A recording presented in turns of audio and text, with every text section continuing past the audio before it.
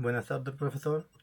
Este es el trabajo académico número 2 para procesos y operaciones industriales, en el que voy a hablarles sobre el manejo de lodos y suspensión en la industria minera. Primero hablemos de las pulpas minerales. En la industria minera, gran parte del procesamiento de minerales se realiza en forma de pulpas, que son mezclas de agua con partículas sólidas finamente molidas. Este tipo de corriente corresponde a un sistema sólido-líquido, donde el comportamiento del flujo depende tanto de las propiedades del fluido como de las partículas suspendidas. Las pulpas se clasifican como diluidas, baja concentración, comportamiento similar al agua, o espesas y pastas, alta concentración, más viscosidad y no newtonianas. Las bombas centrífugas de uso... En para el uso de las pulpas suelen usarse bombas centrífugas de uso pesado, como las roller pumps. Son las más comunes para su bombeo. Pero bueno, continuemos. Lo primero, una variable importante al momento de usar bombas y al trabajar con sólidos, con pulpa, minerales, es la concentración de sólidos. La concentración de sólidos indica cuánta cantidad de mineral sólidos hay en la pulpa en relación con el total de la mezcla. Por ejemplo, ¿qué se representa con un porcentaje de peso? La fórmula más básica, la fórmula más utilizada es masa del sólido, ms, sobre la masa del sólido más ml, la masa del líquido por 100. Esto nos da un porcentaje. Por ejemplo, si tiene 60 si te sale un 60%, significa que tienes un 60% de material sólido y un 40% de agua. El porcentaje, la siguiente fórmula es la del volumen, para la cual es el volumen del sólido sobre el volumen del sólido más el volumen del líquido. Esta es menos usada porque en la minería es más fácil medir masa que volúmenes. ¿Cómo se llama? La relación entre estos dos es diferente porque no es exactamente igual.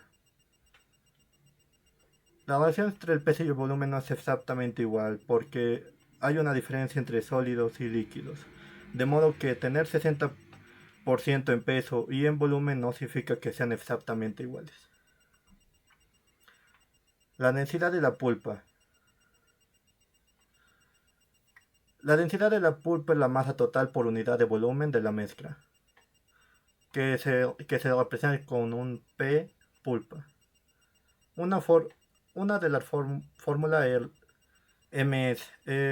ms más masa del sólido más masa del líquido sobre volumen del sólido más volumen del líquido.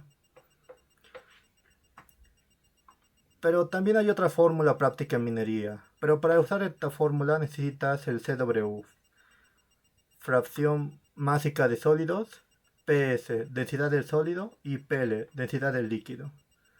Y la fórmula es pulpa, y la fórmula se representa como P pulpa es igual a 1 sobre CW sobre PS más 1 menos CW sobre PL.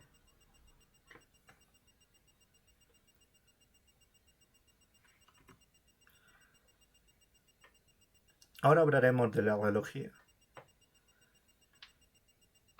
La rheología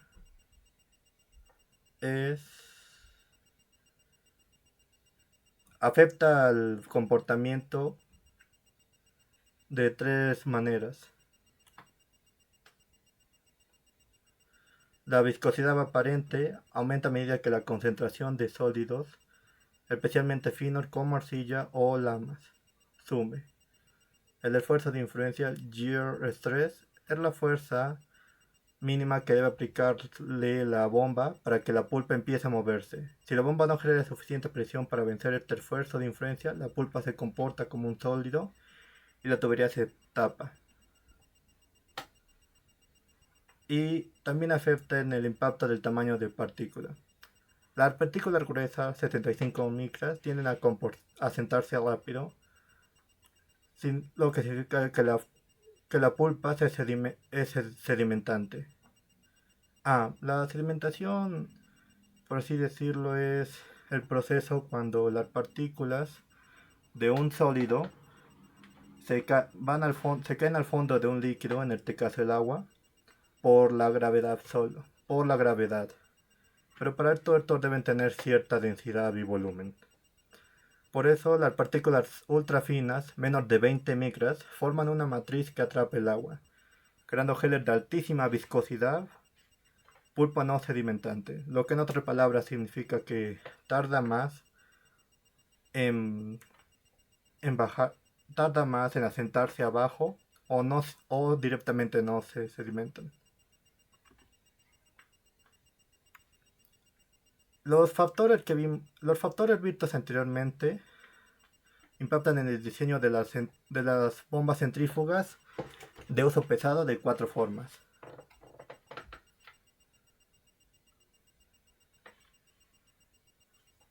Primeramente, la reducción del rendimiento hidráulico. Cuanta mayor sea la densidad y la viscosidad, menor será la presión que la bomba puede desarrollar y menor será su eficiencia. Lo que esto causa en el diseño es que los ingenieros deben sobredimensionar las bombas utilizando factores de corrección como las curvas del Instituto de la Minería de Sudáfrica o los métodos KSB, GIW, para garantizar que al bombear pulpa real se alcance el caudal y presión requeridos para el proceso. También afecta, la otra forma en la que lo afecta es el diseño mecánico y resistencia a la abrasión. El impulsor, o sea, el rotor, se diseñan con un número menor de aspas, usualmente 2 a 5 en lugar de 5 a 7 del agua, para hacer canales de paso más anchos y evitar que las rocas se atoren. Además, el diámetro externo es mayor para compensar la caída de presión. Material. Los materiales que usa el cuerpo de la bomba, la carcasa y la voluta y el impulsor no se hacen de fierro fundido normal, se utiliza aleaciones de alto cromo. Caucho natural, excelente para partículas finas, menores a 5 milímetros, o poliuretano. Y el sistema de lavado y sellado, las empaquetaduras tradicionales mueren rápido, se usan sellos mecánicos especiales o sellos de expulsión, expeller, que son unos pequeños rotores en la parte trasera del impulsor que centrifugan los sólidos alejándolos de la caja de sellos, creando un colchón de agua limpio que protege el eje.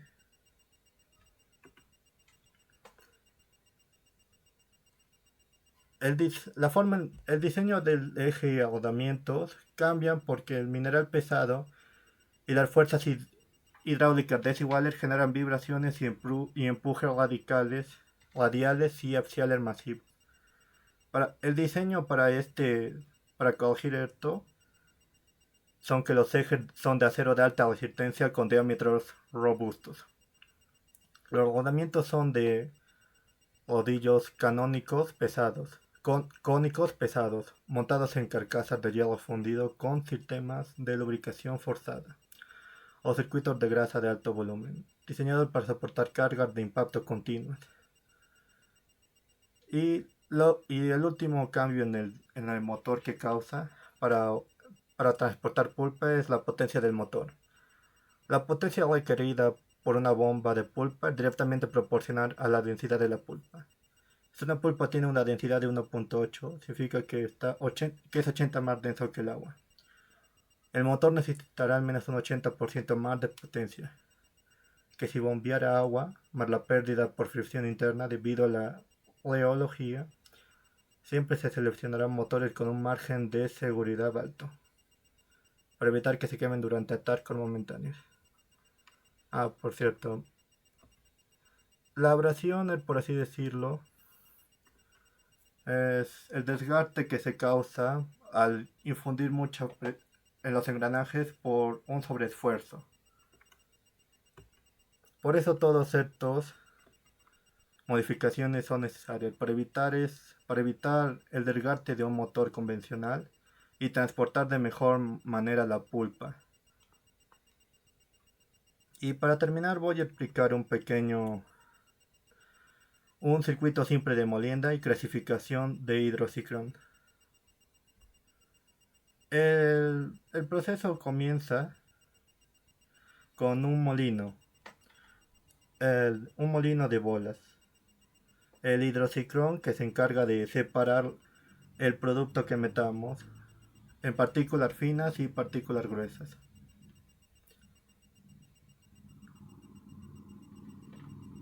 La forma en la que funciona es cuando metiendo alimentación en el molino. No, cuando ponemos la entrada del alimento, cuando alimentamos el molino con el material, más agua, lo que es una pulpa mineral. Esta pasa por el molino, el cual filtra muele las partículas haciendo que salgan partículas más finas. Este desgaste va a un tanque que es el sumidero. La bomba se encarga de impulsar la pulpa hacia el hidrociclón. El hidrociclón se encarga de la clasificación. Debido a un sistema de gravedad, se encarga de transportar el producto ya procesado por el molino en dos partes. Un producto, las partículas finas que se van como un producto hacia algún siguiente proceso. Mientras que las partículas gruesas vuelven de nuevo al molino para volver a repetir este proceso de hacer más fino el producto con el que alimentemos al molino. De este modo haciendo una recirculación y siendo este un circuito cerrado. Bueno, sería todo. Gracias. Gracias, profesor.